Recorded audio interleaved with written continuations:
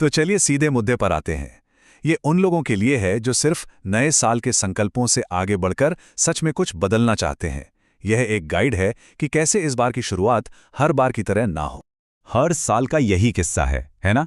Gym join करना है, नई स्किल सीखनी है, करियर बदलना है। सब कुछ एकदम धमाकेदार तरीके से शुरू होता है और फिर कुछ ही हफ्तों में सारा मोटिवेशन फुस। ये हम सबकी कहानी है।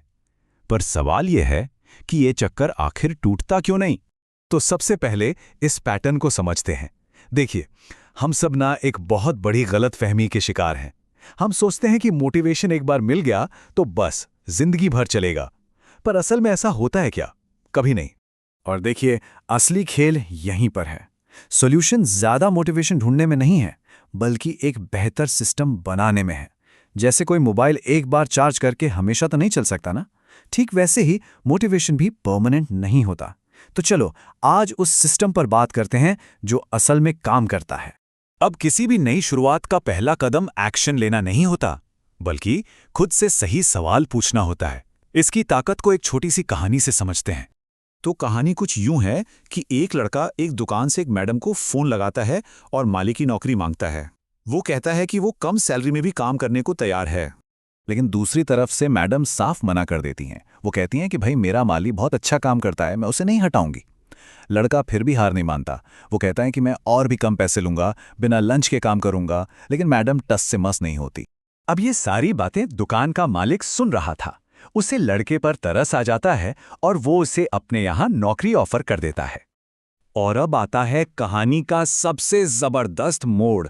लड़का मुस्कुराकर जवाब देता है, उस मैडम के घर पर माली तो मैं ही हूं। मैं तो बस ये चेक कर रहा था कि मेरे काम में कोई कमी तो नहीं है। सोचिए, वो नौकरी नहीं मांग रहा था, वो अपना सेल्फ असेसमेंट कर रहा था। और यही है सेट, यानी सेल्फ असेसमेंट टेस्ट। किसी भी बदलाव से पहले खुद को परखना। और एक बात हमेशा याद रखनी चाहिए, अपनी नौकरी या अपना बिजनेस उतना ही सेफ है जितना मुश्किल हमें रिप्लेस करना है। अब बात करते हैं लक्ष्य की। अक्सर लोग कहते हैं कि अरे, लक्ष्य बनाने से तो टेंशन होती है, चिंता होती है।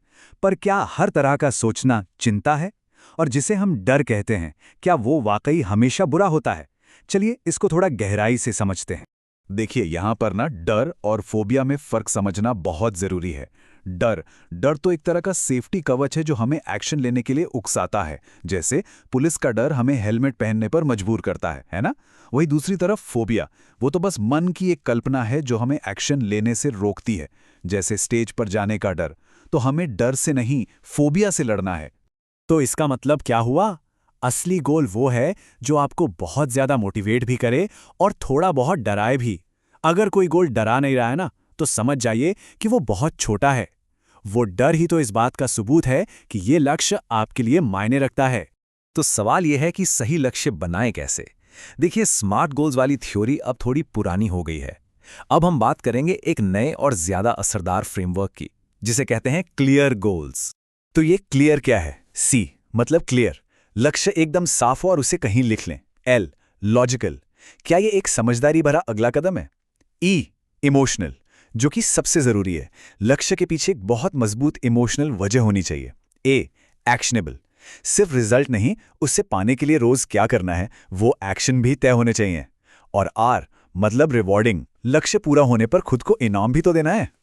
और इस पूरे फ्रेमवर्क का जो दिल है ना, वो है ई मतलब इमोशन। इमोशन का मतलब है एनर्जी इन मोशन। जब किसी लक्ष्य के पीछे कोई गहरा इमोशनल कारण जुड़ जाता है ना, तो उसे पाने की ताकत अपने आप आ जाती है। जैसे एक पिता अपने बच्चे के लिए कुछ भी कर सकता है। क्यों? क्योंकि वहां इमोशंस जुड़े होते हैं।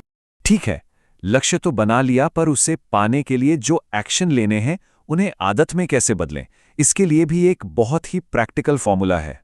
इसे कहते हैं जीएसटी फॉर्मूला। ये तब काम आता है जब अपनी विल पावर, अपनी इच्छा शक्ति जवाब दे रही हो। और सच बात तो यह है कि जब अंदर से मोटिवेशन ना आए तो बाहर से खुद को मजबूर करना ही पड़ता है। चलिए इसे समझते हैं। जी मतलब ग्रीड, यानी लालच। खुद को लालच दीजिए। सोचिए कि यह आदत अपनाने से क्या जबरदस्त फायदा होगा। एस मतलब स्लैप, यानी कोई बाहरी दबाव बनाइए। किसी दोस्त या परिवार वाले को बोलिए कि वो आप पर नजर रखें, आपको जवाबदेह बनाए। और टी मतलब थ्रेटन, यानी खुद को डराइए, खुद को याद दिलाइए कि अगर नहीं बदले तो क्या क्या नुकसान हो सकता है। ये जो बाहरी दबाव है ना, यही हमें एक्शन लेने पर मजबूर कर देगा। और आखिर में बस एक बात याद रखनी है, हमारी आदतें ही हमारा परिचय हैं। हम जो काम बार बार करते हैं वही हमारी पहचान बन जाते हैं। कोई क्रिकेटर इसलिए है क्योंकि वो रोज क्रिकेट खेलता है, कोई लेखक इसलिए है क्योंकि वो रोज लिखता है। तो सवाल अब ये है कि आपकी आदतें आपका क्या परिचय बना रही हैं? आप रोज जो छोटे छोटे एक्शन ले रहे हैं वो आपको किस दिशा में ले जा रहे हैं? इस पर सोचिएगा जरूर।